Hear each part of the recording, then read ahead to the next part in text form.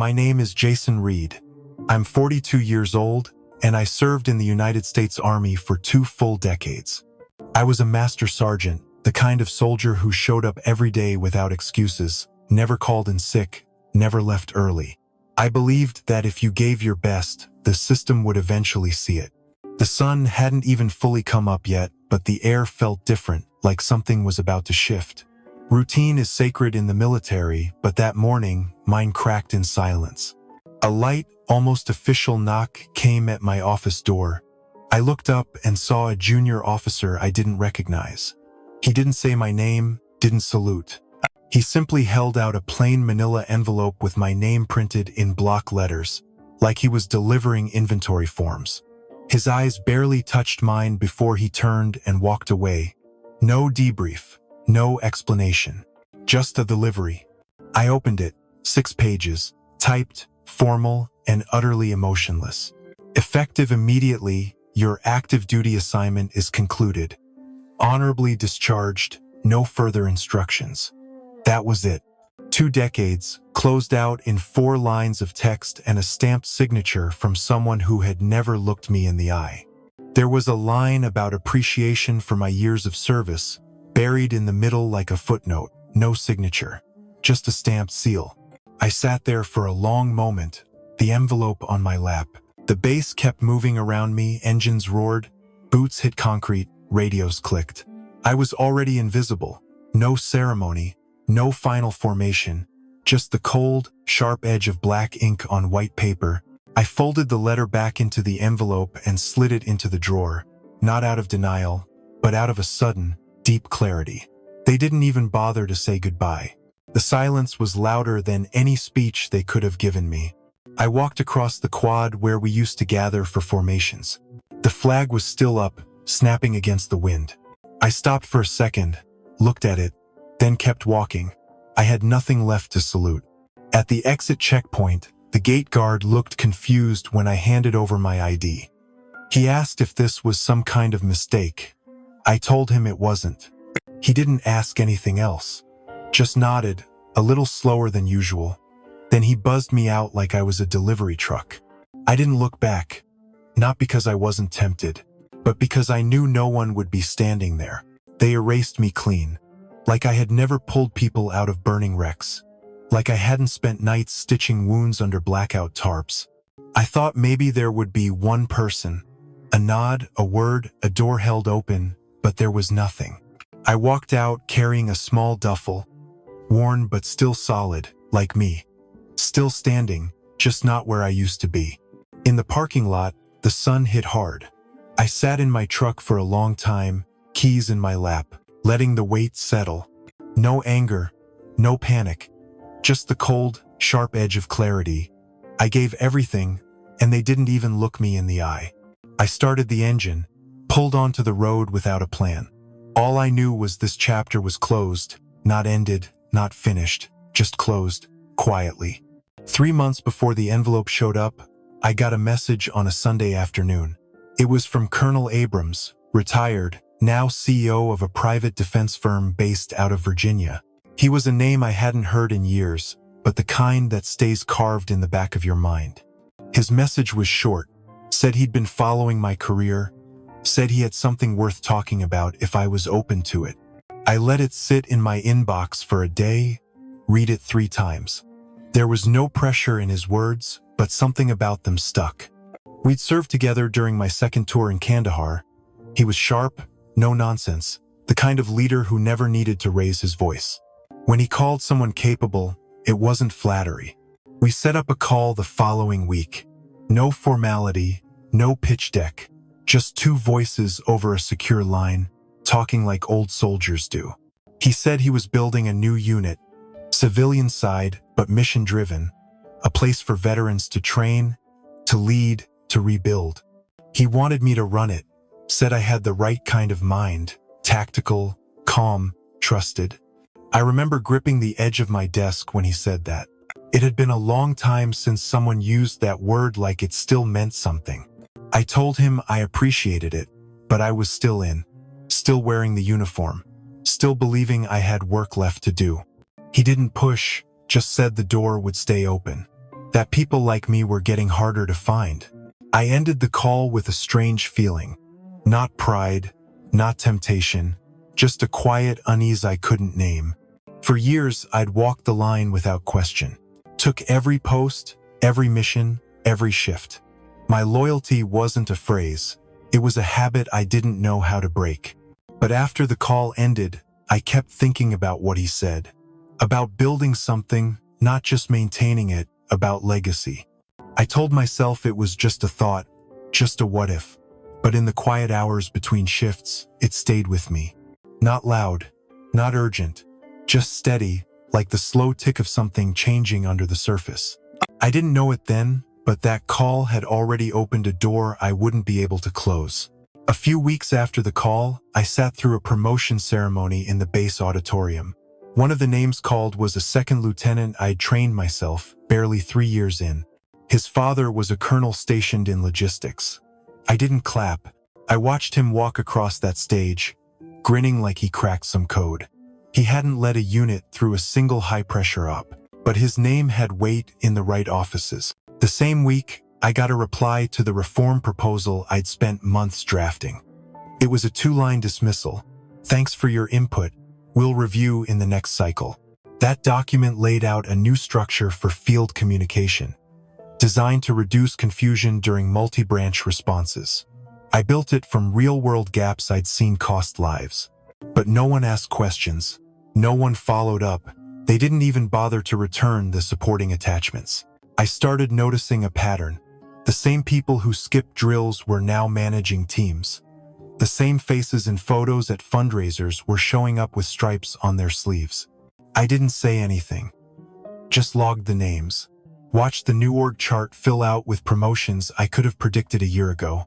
One afternoon, I passed the operations board and saw my name left off a new training cycle. No explanation, just erased. That was when the unease turned into something else. Not anger. Not yet, but a shift. A quiet voice asking why I was still holding the line when the line had clearly moved. I started eating lunch alone. Started taking notes, not for reports, but for myself. Little signs, small slights, moments that added up like a long subtraction. I thought about Colonel Abrams more often.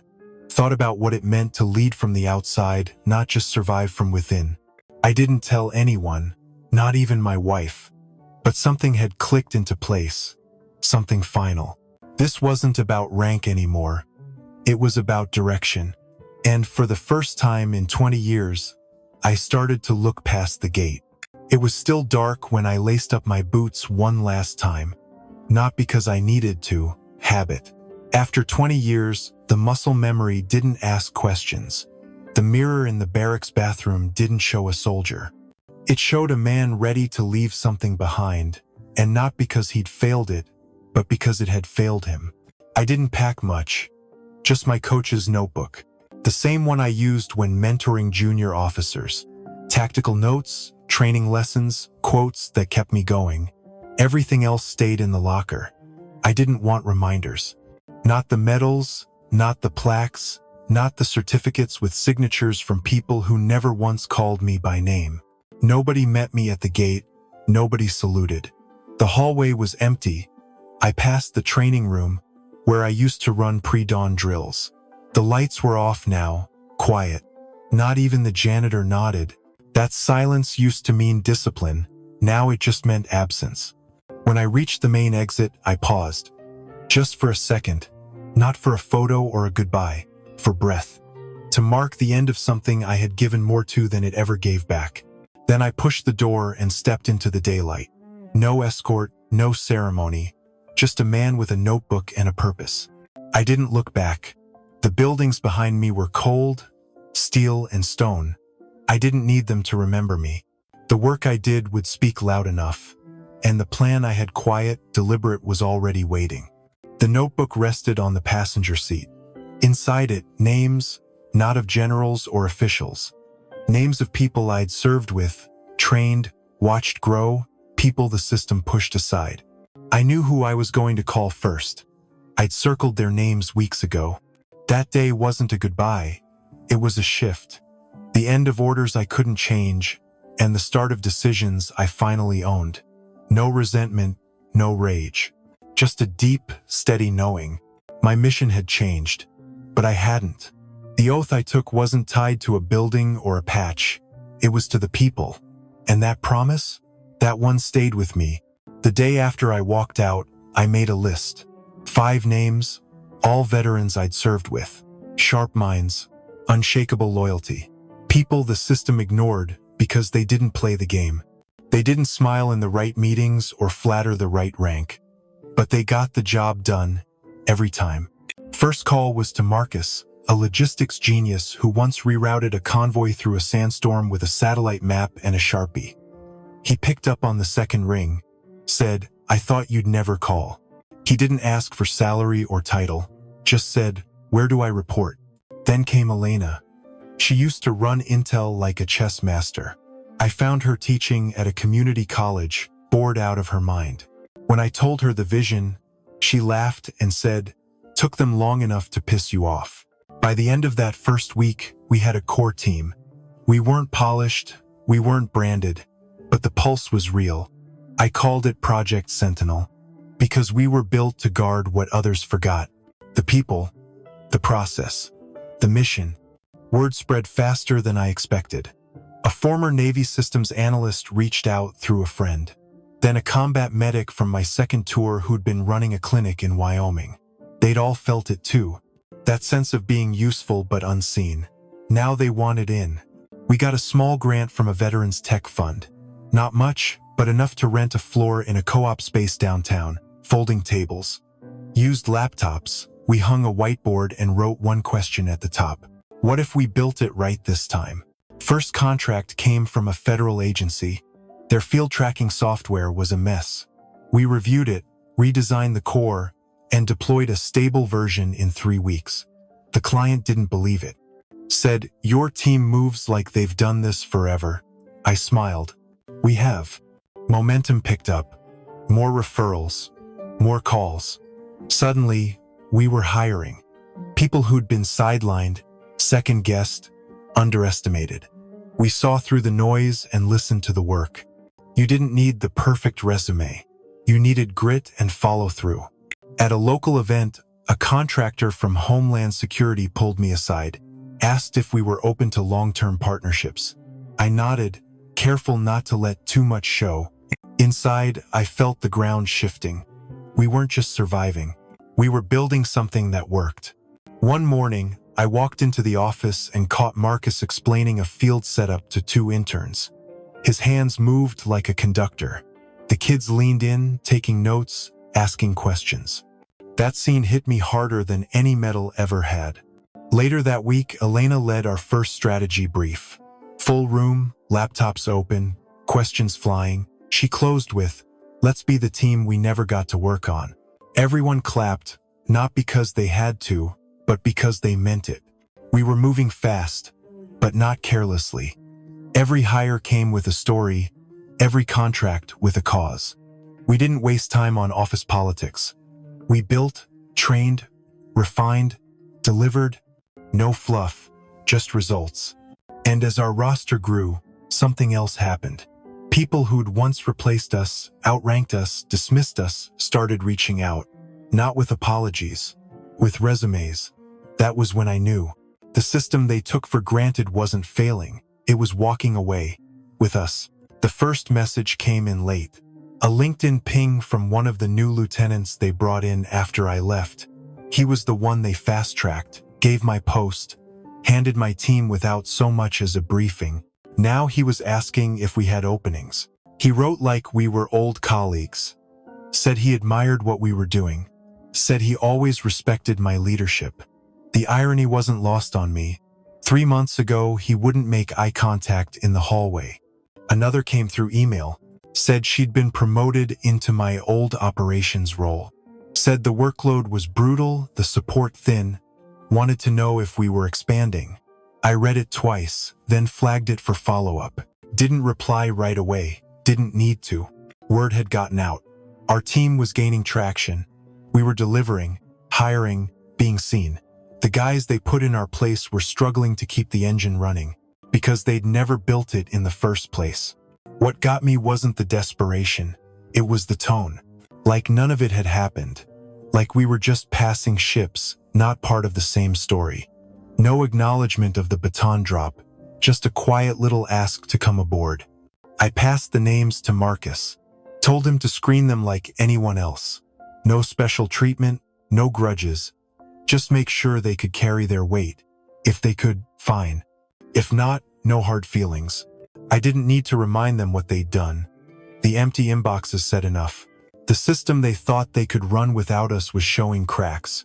And now the people they'd trusted to lead were looking for exits. I didn't feel smug, just steady. The work was speaking louder than any speech ever could.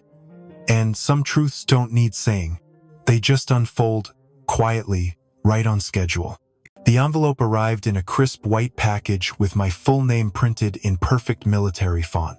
No return address, but I knew who it was from the moment I saw the seal. The timing wasn't a coincidence.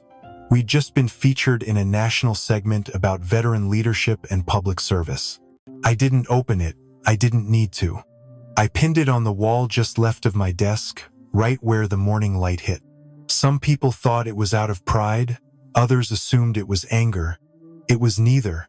For me, it was a marker. A quiet one. Proof that the past had seen the present and finally understood what it missed. The letter was an acknowledgement. But the work we did every day, that was the real answer. I never felt the urge to read his words. No line in that envelope could match the satisfaction of walking into a room full of people who believed in what they were building. People who knew why it mattered. People who had once been written off and now were rewriting the story. That letter will stay there, not as a trophy, but as a reminder of what silence costs and what belief rebuilds. I didn't need revenge, I needed purpose. And I found it,